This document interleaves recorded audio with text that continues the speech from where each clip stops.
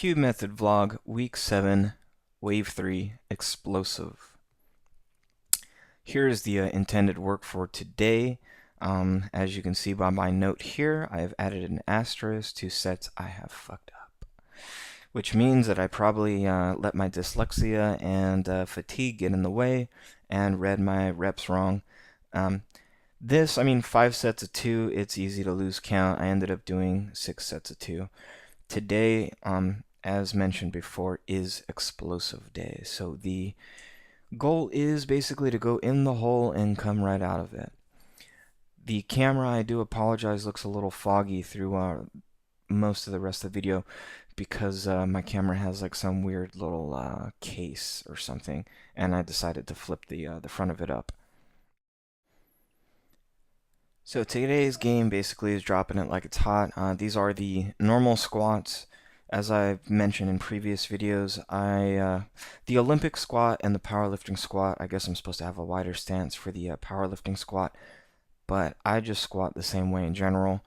Most people that give advice on the Cube Method Facebook page or whatnot, they're really big advocates of not changing what works for you, and this is just how I'm used to squatting now after 3 years of CrossFit. So there's no different between the powerlifting squats or Olympic squats. I probably should just change the name of that on the form. Otherwise, here's a side view basically to show my depth and my torso alignment and stuff like that. I tried to mess with a little bit different camera angles, but as you can see, the gym will start to get packed as the video goes through.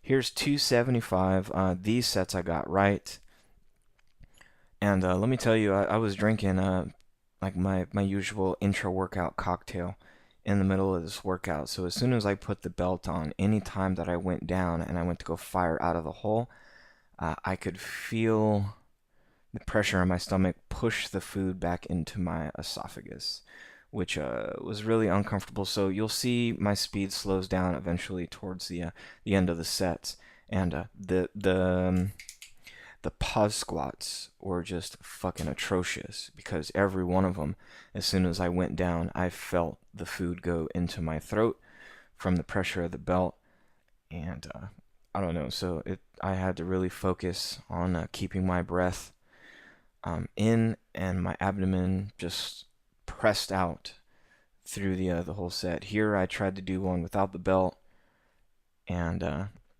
it wasn't too bad, but I mean, like I said, I just felt gross. I also felt a form breakdown, so that's why the belt came back into play. Or maybe it didn't come back into play. I'm pretty sure I put it back on for one of these sets.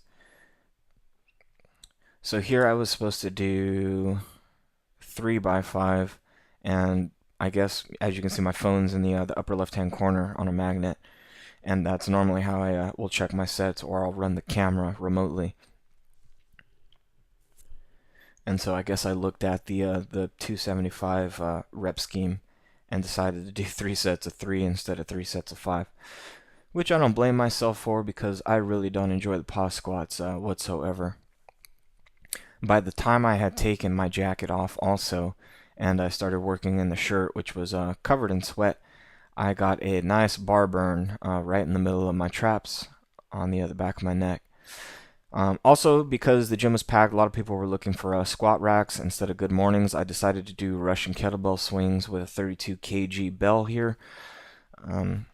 I don't know how many poods it is. I don't refer to kettlebells in poods, so I'm sorry if you're Russian and I've offended you by using a kettlebell and not referring to it in whatever the pood of it is. I just think that fucking sounds stupid.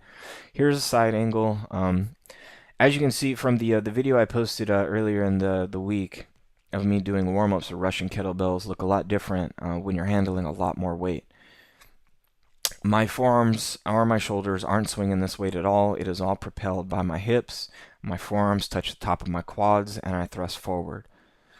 I also had some farmer walks to do. I wasn't in the mood for that. I decided to try and do some lunges. Dude, doing lunges in Olympic lifting shoes is fucking miserable. I just was not comfortable with my footing. These aren't shoes that you really kind of, lunge and grip with. There's no toe area whatsoever on these shoes. It's completely flat, so the impact of every one of these steps went into my toes. I was short, my knee was over the ball of my foot. These all look like dog shit. I eventually just finished off the rest of these sets standing in place. Like I said, the gym was packed and that was enough room that I had to do it. So whatever, that's a squat day.